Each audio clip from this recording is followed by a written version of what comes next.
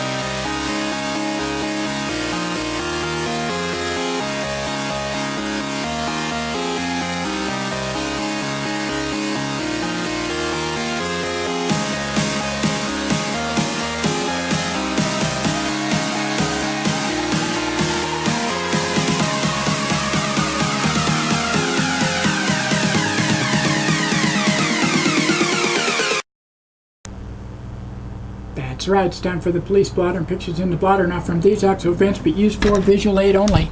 These public records are obtained from daily logs issued from Nevada County law enforcement. Grass Valley Police Department on Wednesday, 7:56 a.m., a caller from 200 block of Race Street reported possible stolen tools. 10:22 a.m., a caller from 200 block of Depot Street reported identity theft after an ATM card was turned on with suspects trying to use it at a Kmart and online. 10:46 a.m. a caller from 600 block of Idaho Maryland Road reported theft of items from vehicles parked in the area. And 1:56 p.m. a caller from Plaza Drive and Brunswick Road reported people passed out and drinking alcohol in a camp.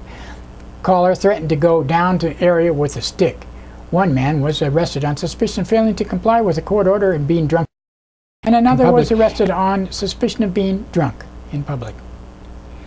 3:45 p.m. a caller from 100 block of Dorsey Drive reported a theft.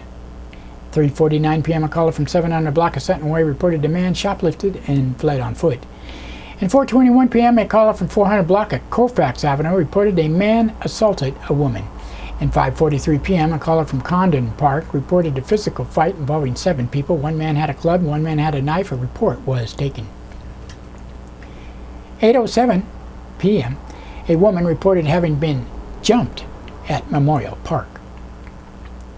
And 8:52 p.m. a caller from 1000 block of Plaza Drive reported a man and a woman in a vehicle that was running who were passed out. Person was cited on unknown charges. At 9:39 p.m. a caller from Mill Street reported 2 men walking around a house that should be vacant with flashlights after coming out from the house. At 9:49 p.m. a caller from a business 800 block of Sutton Way reported theft of a laundry. 10:56 p.m. a woman from Upper Slate Creek Road reported missing a dog that someone might be holding in a transient camp. And Thursday, 2:55 a.m. a caller from 1000 block of Laurel Lane reported possible trespassing. Nevada County Sheriff's Office on Wednesday, 8:38 a.m. a caller from Cement Hill Road reported losing $900 on a Craigslist fraud. At 9:18 a.m. a caller from business 13,000 block of Highway 49 reported a man yelling and screaming about trying to find his daughter banging on doors. At 9:46 a.m. a caller from 10,000 block of Maranatha Place reported identity theft. And 9:59 a.m. a caller from Evergreen Drive reported finding a loaded gun in the bushes. It was collected as evidence in a stolen vehicle case. 11:33 a.m. a caller from Gas Canyon and Sailor Flat Road reported a vehicle fire spreading into the vegetation. And 11:40 a.m. a caller from 10,000 block of Dixon Road reported drug paraphernalia. 12:25 p.m. a caller from 18,000 block of Nubian Way reported theft of a mail and theft of a California Raisin t-shirt. 1:11 p.m. multiple callers in Oak Tree and Tylerfoot Crossing Roads reported a motorcycle accident. 1:50 p.m. a caller from Old Tunnel and Banner Lava Cap Roads reported a man harassing vehicles and climbing on the bridge.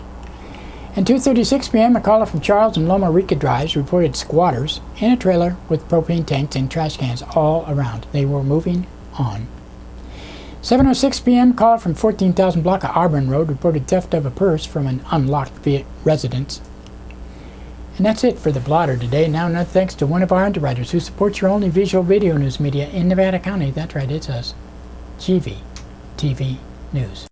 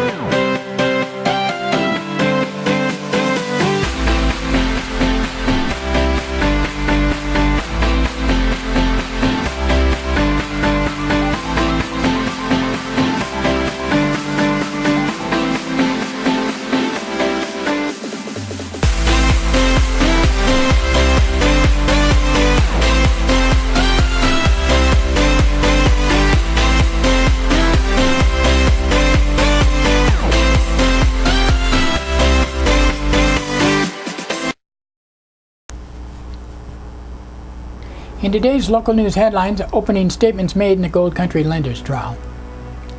And traffic stop in Grass Valley leads to drug sale charges.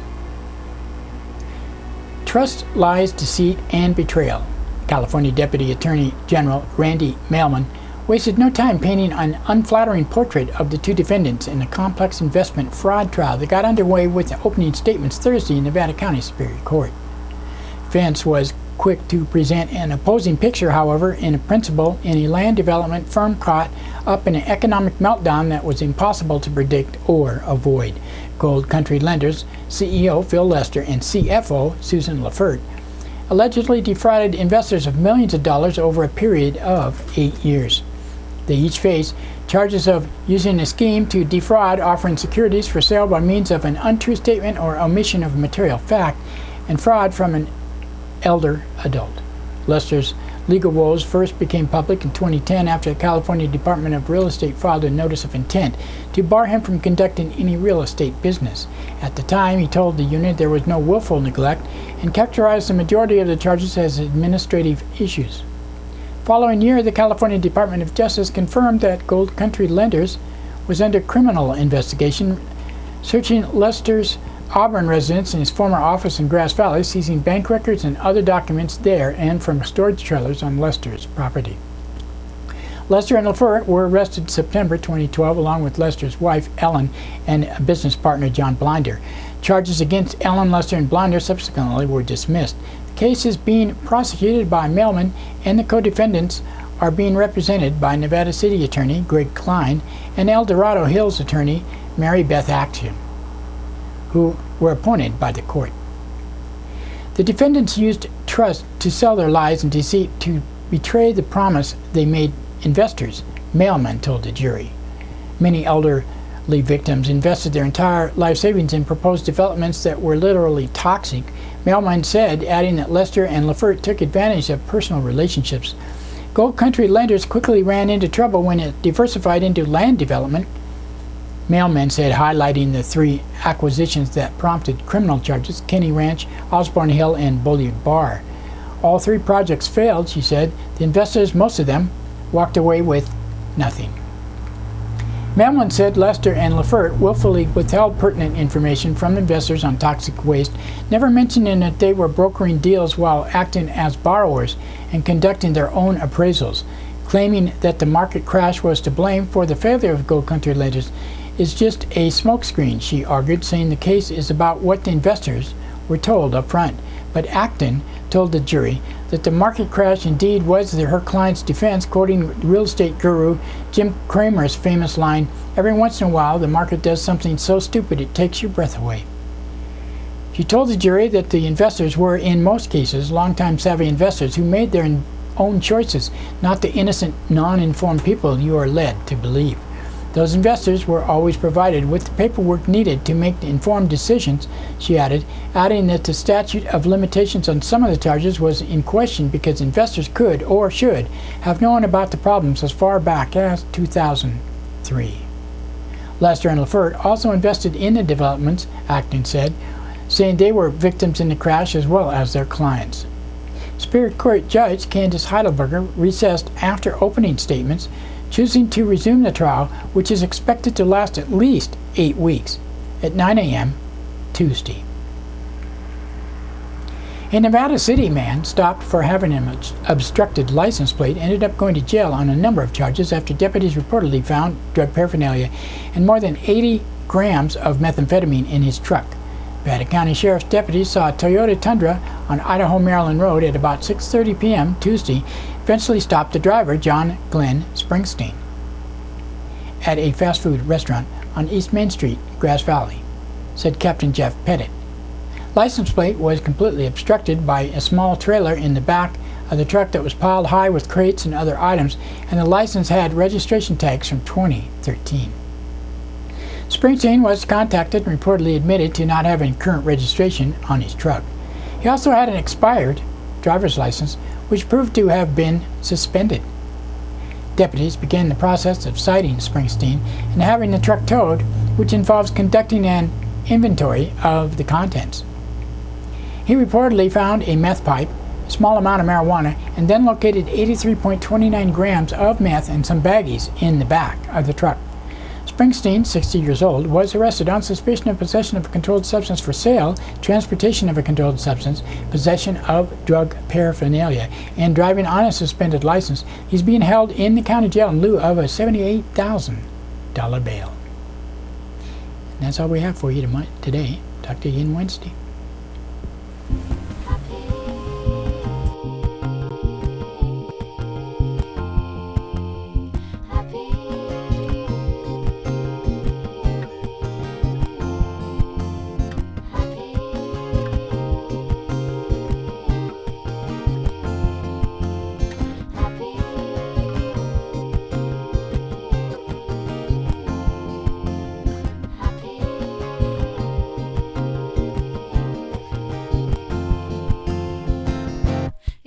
seem crazy what I'm about to say. Sunshine, she's here, you can take a break. I'm a hot air balloon, I could go to space. With the air like I don't care, baby, by the way. Because I'm clap along if you feel like a room without a